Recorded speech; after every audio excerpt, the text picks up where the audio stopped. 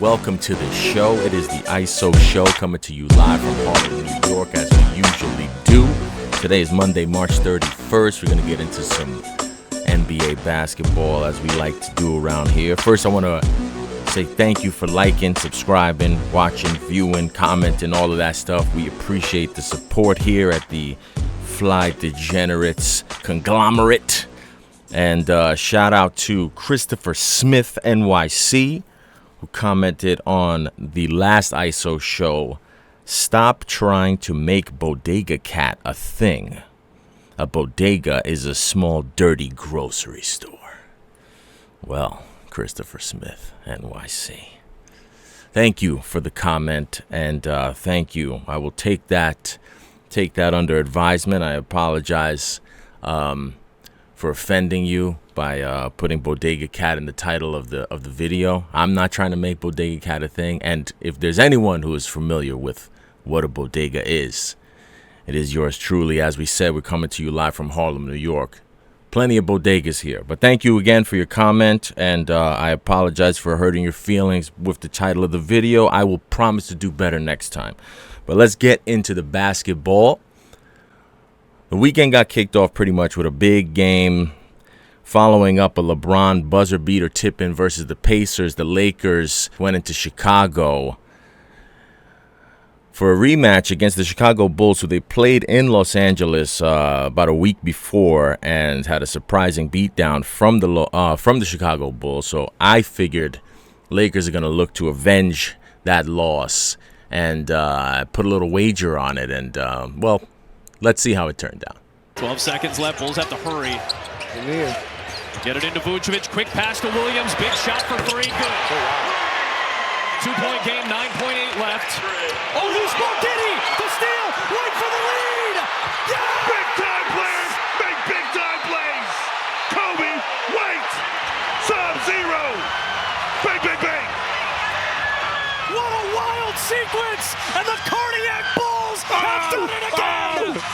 Got the tip in last night to beat the Pacers. Doncic took the final shot before that. Here's Reeves. Reeves straight to the cup. Lays it in to take the lead. Bulls are out of timeouts. 2 seconds left. Giddy for the win. Go! Oh my God! I cannot believe this. Elizabeth, I'm coming, baby. Oh, Lord. Improbable! Unbelievable! Impossible! Magic Giddy! Good day, mate! Somewhere in Australia, Sydney, or Melbourne, Paul Hogan and somebody at Crocodile Dundee. Oh, Lord! Casey Johnson is with Josh Giddey, the hero. Josh Giddey is a bad man. He's a bad man. So, yeah, Josh Giddey with a big half-quarter buzzer beater to end it for the Lakers. Lakers' complete meltdown collapse at the end of the fourth quarter. LeBron with a disgusting, terrible turnover on the inbounds pass. Reeves put him up by a point. No timeouts to be called, but Giddey hits the prayer three. And then in the postgame, celebrated by his teammates, everyone hugging him, grabbing him, embracing him. A lot of Giddey love. They're going Giddey for Giddey, some might say. And if you would have told me a year ago that somebody would be saying Josh Giddey is a bad man, I wouldn't have thought it would be a good thing. So congratulations to Josh Giddey for a bit of a revival and turnaround. So good for you. Keep it going, Giddey. So after the Lakers take that horrible L to the Chicago Bulls, they are looking to bounce back. And what better team to bounce back against than a team who just fired their head coach? And that's who the Lakers would take on in their next game against the Memphis Grizzlies. They go into Memphis. Memphis's first game after firing Taylor Jenkins, who was there since 2019, who took them to a number 2 seed in the West in back-to-back years in 2021 and 2022, who survived all of the John Morant gun waving on social media. The coach was able to survive that. survived a gutting of his assistant coaching staff in the offseason, but was not able to survive the full season. Surprising to see a team fire a head coach with a 44-29 record, about to take on the team who they're tied for fourth in the Western Conference in the Lakers. Fire him right before that with essentially 10 games to go in the season, right before the playoffs. I don't think you see that very often. Very peculiar firing, but I don't know, man. It's weird. NBA coaches can get fired for any kind of reason. I'm not going to speculate on why he got fired.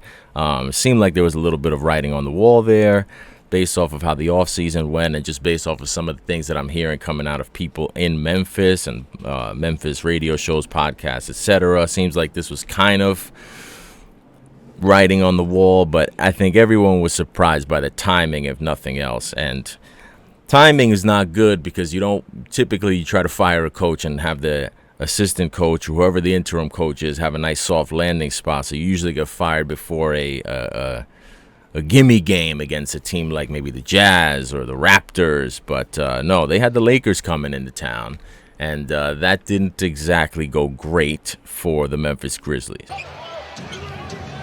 Doncic against Edey. 4 minutes gone by, third quarter. Shot clock down to 7.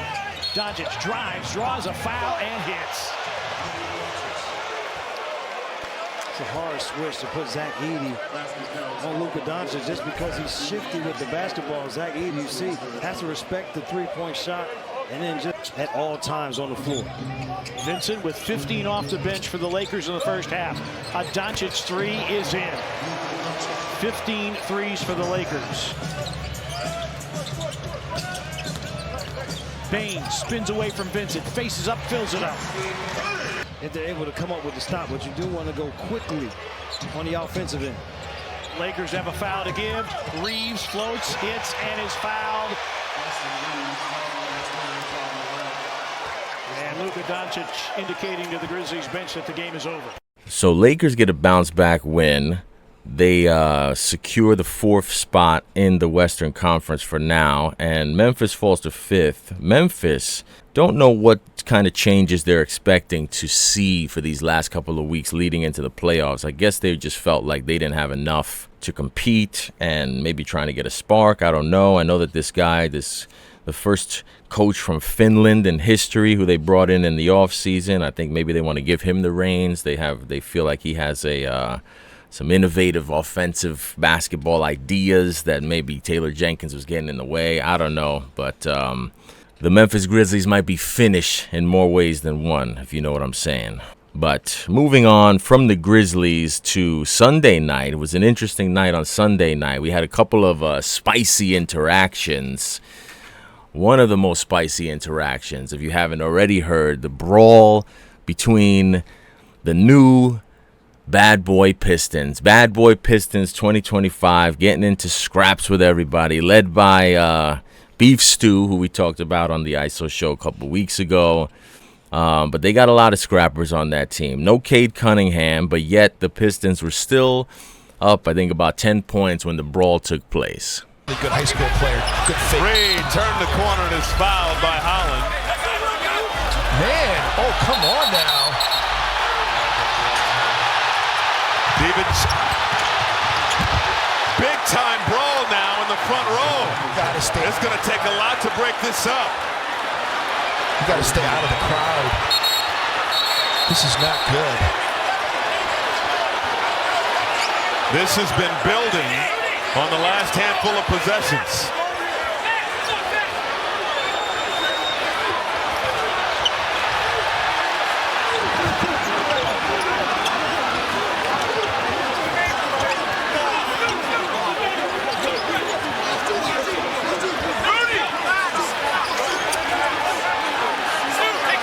Naz Reid had taken exception to Holland and was wagging a finger in his face. This crowd who braved the cold and the snow on its feet applauding the intensity. The Timberwolves finally showing some fight in this ball game. Rudy was having his way with Beef Stew. I think he had 5 dunks in the first quarter and a half. He was just clearly outmatched. He was too big for Beef Stew. Beef Stew was getting frustrated, as Beef Stew tends to do. But of course, Beef Stew was taking out his frustrations on Dante for some reason and not on Rudy, I guess because he couldn't really do nothing with Rudy. But Dante was starting to, I mean, the Pistons were really, really being physical with the Wolves and taking it to them. But as the Wolves started to try to fight back, sort of led by Dante starting to get physical, Dante was getting physical on both ends. They were trying to bully him around, so he was trying to bully back a little bit. I feel like he was really the one that sparked the whole brawl off. Not that he was trying to scrap, but his sort of pushback on the Pistons' physicality is what got Stu frustrated and got Ron Holland frustrated. So he grabs the rebound over Beef Stew, gives him a little shove in the back. And then that, of course, leads to another Rudy Gobert dunk. I think that was the 5th dunk. They call timeout. In the middle of the timeout, they have a little bit of an exchange. Beef Stew goes out of his way to walk through the middle of the court and bump Dante. Dante puts their hands up like, what the fuck is this? And Isaiah Stewart had a brief exchange after the throwdown from Rudy Gobert. Stewart walks right in DiVincenzo's direction, says something here. A little bump. Good point. A little playoff intensity early in this ball game.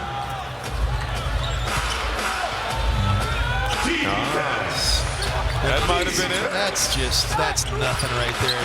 Basketball. That's just a guard coming and trying to knock a guy out of the way a little bit. That's nothing. There must have been something else though. A few possessions later, Ron Holland's coming down court. He feels like he gets fouled by Naz Reid. Dante comes flying in with the block. No foul is called. It's not strong enough on the interior. Holland the other way. Blocked by DiVincenzo. He's a rim protector.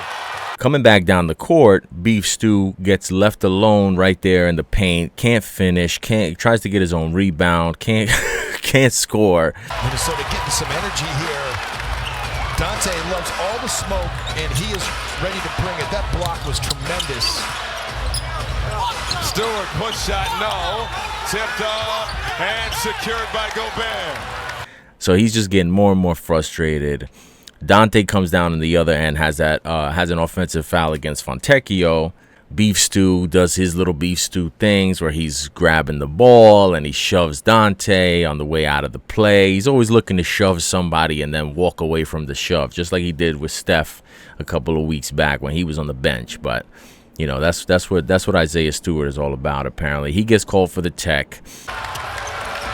DiVincenzo disrespected Fontecchio, picks up the offensive foul.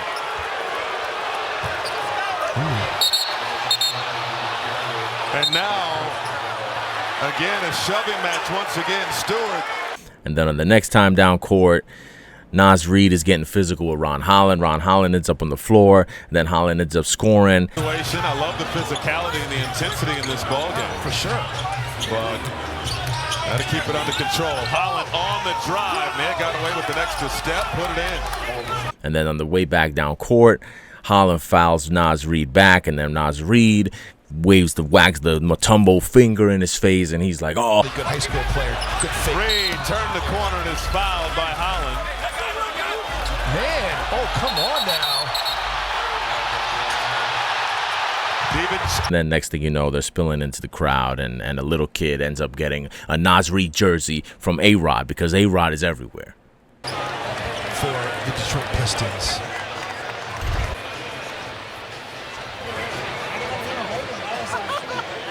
And this kid was right there in the thick of it all. Had the best seat in the house. He's going to be the coolest kid at school tomorrow, as he got a Naz Reid jersey handed to him by Alex Rodriguez.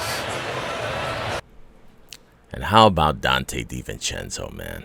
I have to say, Dante DiVincenzo, man, I will always have a special place for him because he's a dog, man. You look at that dude, he's ready to scrap, he's ready to fight, and he could play on my team any day, man. Like, I think despite how all the Knicks fans told me that they were very, very ready to sacrifice Dante DiVincenzo to upgrade the roster and bring in Cat. Obviously, talent-wise, it's not a one-for-one. Obviously, Cat has all the talent in the world. I won't call him Bodega Cat, not to offend anybody, but he obviously has all the talent in the world. But I don't know, man. Something about the way Dante DiVincenzo plays, something about the fire that he brings. And you could see in that game, it turned the game around. The Wolves were just lackadaisical. The Pistons came into their house without Cade Cunningham and were physically imposing their will on the game until Dante and Naz Reid both sort of started to push back against the Pistons. And of course, the Pistons are not here to be pushed back against, so they went right back in their face. You know, I think Holland, Sasser, and Beef Stew all got ejected, including JB Bickerstaff, who, I mean, he's a fiery one too, as we saw a couple weeks ago when he was slamming the papers in the post-game press conference. But I don't know, man. The more I watch this game, I miss Dante DiVincenzo in New York. I have to be honest. I'm wondering what kind of run the Wolves have in them in the postseason. It seems like it's a bit of a wide open West to a certain degree. I hate to be disrespectful to the Thunder, but they're still in that sort of I got to see it to believe it category. And maybe that's why they fired Taylor Jenkins. Maybe they view this as one of the few times where you don't have like this dynastic, perennial Western Conference winning team at the top. Feels a little bit more wide open, or maybe they're trying to capitalize on a season where they feel like the top spots in the West are more vulnerable. I don't know, but maybe they're right. Maybe it's wide open. Maybe a team like the Wolves or like Memphis can jump up and surprise some people in the postseason. I'm interested in seeing how that goes, and I'm interested in seeing if we get a little bit more out of Ant this postseason than we did last year. Not that we didn't get a lot out of him last year, but you know, when we're talking about Jordan comparisons, we need to keep raising the bar and keep stepping up the level. So let's see what he brings into the postseason. I think that they have a squad. I think that although they were getting laughed at for making that Karl Anthony Towns, Julius Randle, Dante DiVincenzo trade at the beginning of the season because it was all coming up roses for the Knicks and they were just steamrolling people, I think the Wolves might have found a little something here. I think they might have found a little spice these last couple of games. They're playing a little bit better. Randle is still doing Randle things, but I feel like he's finding his spot in that offense. They're playing Dante more, a little bit less Mike Conley, which I think is probably for the best. Mike Conley is a little past his prime, and I think having Dante out there to space the floor more is better for the Wolves. So we'll see where they go. We'll see where they end up. We'll see what happens with the Pistons. They got to get Cade Cunningham back as well. There's probably going to be some suspensions. Beef Stew, obviously a multiple-time offender, so I don't know how much time he might miss, or some of their guys might miss. Thankfully for them, they've already secured a playoff spot. So Pistons are going to be okay, and I don't know, man. Pistons are also a feisty team. I don't want to go as far as to say my Pistons, but I'm getting close because I like the fire that they have. I like the sort of fuck everybody type of attitude that they have. They feel disrespected, and they're not here for it, and I support it. I support the new 2025 Bad Boy Pistons revival. Unfortunately, that revival might meet with the New York Knicks in the first round this coming postseason. And the latest for the Knicks and for Jalen Brunson was the headline that read, Jalen Brunson, quote, hopes to be back before playoffs. When I read that headline, I was a little bit nervous. I went to go see if there was any audio or video, and I found it, and here it is. When are you cleared to practice? Cleared for basketball activities specifically, so. But not contact yet? Basketball activities, whatever that includes. Oh, does that include contact? It includes basketball activities. You guys are not going to get me. How much do you feel like you need to play, Jalen, before you'd be ready for playoff action? Realistically, I'm hoping to play before the playoffs. I think it's just good for me to get some game reps before we go into that type of stretch run. But most importantly, I want to make sure I'm 100% healthy. So seeing Jalen Brunson sort of in context describing whatever it is that or not describing, because he was pretty, tight-lipped on where he is with his injury recovery, but it wasn't as scary as when I read the headline, he hopes to be back before the playoffs, because that just gave off to me that there, it was a lot of uncertainty surrounding it. He looks like he's okay. He said he's been clear for basketball activities. I think he was just giving a vague timeline just to sort of evade all of the questions. I have no question about whether or not Jalen Brunson will be back before the playoffs. I think you'd like to see him get back for some regular season tune-up games before the playoff starts, not just get thrown into the fire. But I think if there's anybody that can get thrown into the fire and just ball out, it would be Jalen Brunson. So I'm not really too worried about it if I'm a Knicks fan.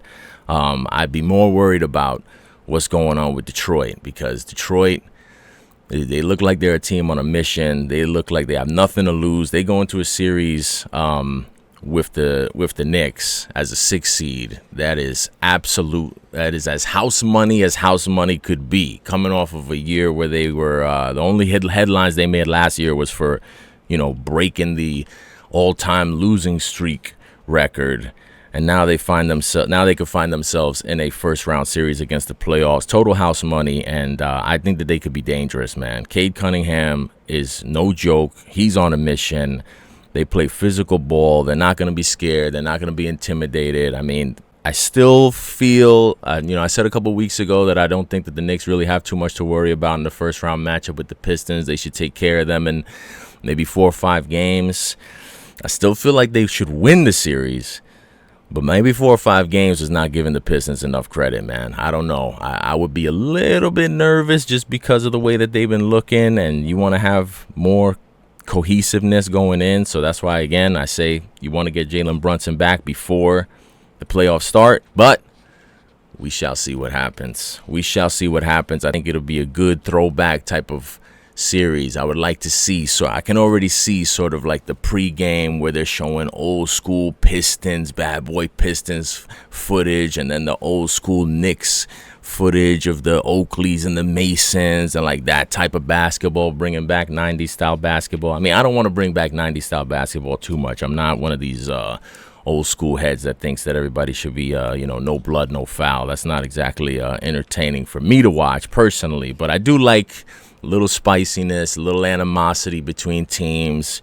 I like a hard foul when appropriately placed. Some of the stuff Beef Stew does, I'm not a huge fan of, but overall, what the Pistons are doing and the toughness and the resiliency that they're playing with, I got a ton of respect for it, and I won't be rooting for them in the first round matchup, but I'm rooting for them in the grand scheme of things. We'll say that. I got to walk these Harlem streets, man. I can't be saying I'm rooting against the Knicks, so you know how that goes. And then capping off Sunday night, I feel like we can officially put the Suns to bed. I don't know why I don't know how I was psyching myself into somehow thinking, oh, well, the Mavericks, they lost Kyrie. Maybe the Suns can climb into that 10th spot and the play-in. What was I thinking? The Suns can't beat anybody. They went on a little 4-game winning streak last week, beating a couple of good teams. And that's really the most frustrating thing about the Suns, is that you always kind of feel like any given day they could come out and, put it together. They have enough talent, especially offensively, that they could really compete. They should be able to compete with any team in the league, but for whatever reason, they just don't and lose. And now I think it's officially over, because late in last night's game against the Rockets, KD, another injury, tweaked his ankle, and who knows how long he's going to be out for. But if there was any chance, they're out of the play-in now. If there was any chance they were going to climb in, they weren't going to do it without KD. And to be honest with you, maybe KD is just like, listen, I ain't going to be here next year anyway. I've already had my injuries. I'm not trying to deal with this. Book, go ahead, drop 40 a game for the last 10 games of the season. I'm going to chill right here. I'm going to spark up. I'm going to look forward to the offseason and where I end up, maybe in, I don't know, Washington or Dallas, or who knows where KD's next destination is. But I think the next time we see him playing any meaningful basketball, it will not be in a Phoenix Suns uniform. And I don't know where the Suns go from here. Maybe I guess it'll depend on what the market is for KD and what they're able to get back for him. But the KD ankle tweak at the end of last night's game was probably the last time Phoenix fans will be seeing KD in uniform, at least playing for their team and at their service. So we'll put them to bed. And then lastly, of course, we had another skirmish but this time not between players. Well, it was kind of between players, but it was mostly between Dillon Brooks and the ref. It started out with a little hard defense between Dillon Brooks and KD. KD didn't really love Dillon Brooks being all up on him like that. So he shoves Dillon Brooks out of the way, and then Dillon Brooks just loses it on the ref. Apart, I didn't know you were looking to write a movie too, but as Dillon Brooks and Kevin Durant get tangled up, and Nick Richards coming in to provide some assistance. And no, Dillon Brooks is wrong for that. Dillon just got himself an early technical, and he should be kicked. Got to be careful as he should be kicked. That was just silly. So, classic Dillon Brooks getting into it with the referees, getting ejected out of the game. Houston Rockets still win pretty comfortably because they were playing the Suns, and that's what you do when you play the Suns. You win pretty comfortably. And this week, we got some good basketball coming up. Obviously, we still have the March Madness tournament going on. I haven't gotten too deep into that because I don't want to talk about stuff that I'm only watching on the peripheral. I didn't like Kentucky losing because I was hoping that they would have went on a run, but that obviously did not happen. And in the women's tournament now, my girl Kim Mulkey is out, so that's not any fun for me. She always makes me laugh and be looking fly with her crazy looking outfits on the sidelines. So no more Kim Mulkey, no more LSU. It's going to be down to UConn, man. I think UConn's going to get it done on the women's side. On the men's side, I think everybody's still looking at Duke and Florida, obviously. Surprisingly, I feel like Duke is not as hateable as they used to be. I don't know if it's that Cooper Flagg he doesn't have the JJ Redick, Tyler Hansborough, Christian Laettner vibe about him to me. He seems like he might be a little bit more, he might be invited to the cookout maybe. We don't know. We got to wait. We got to see. We don't just hand out these cookout invitations willy-nilly like that, but we also don't rule you out until you got to get ruled out. So there's a few people ruled out who were talking about LeBron James on Pat McAfee, but we're not going to get into that. My man Max Kellerman already set the record straight on that one several years ago, but we won't get into that. I'm in the streets. Max almost seems blacker than you, Stephen A. But this week, NBA basketball, we got some exciting basketball coming up this week. I'm hyped to see Bulls Thunder coming up tonight. The Bulls have become a very exciting team to watch.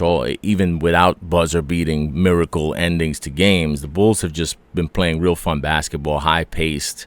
I don't think they're going to beat the Thunder, but I think that they'll force the Thunder to pick up their offense probably and play a more high-paced game, which I'm always in favor of. So I'm excited for Bulls Thunder tonight. And Celtics Grizzlies is going to be a good game as well. Who knows what the Grizzlies are going to look like these last few games leading up into the playoffs. Maybe Ja Morant takes a more prominent role. His numbers seem to have been down this year, so maybe we can get prime 9mm Ja back in the fold. Maybe he starts balling out the way he's supposed to ball out. But we'll see them against the Celtics. And the Celtics, man, the Celtics have just been quietly just mowing people down. They don't even really need – they're like playing one game we'll play Tatum, the next game we'll play Brown. Kristaps, you sit out this game. Okay, we're going to sit down Jaylen Brown and Jason Tatum, and it'll just be Kristaps and Derek White and Pritchard, and they just still can't lose. Can't lose to anybody. So we'll see what happens with them. Cavs took a little bit of a dip last week, but they're coming back and coming back into form and getting healthy once again. So yeah, we'll see what happens this coming week. I will try to do another ISO show later this week, and then of course, as always, check out the Fly Degenerates football shows, off-season specials, talking quarterback movements, talking Aaron Rodgers, talking Russell Wilson's great, amazing, genius, masterful, mesmerizing, hypnotic press conferences that he puts out there, and all the other shit that goes down in the world of sports. But until next time, it is the ISO show. It is your boy, and we are out.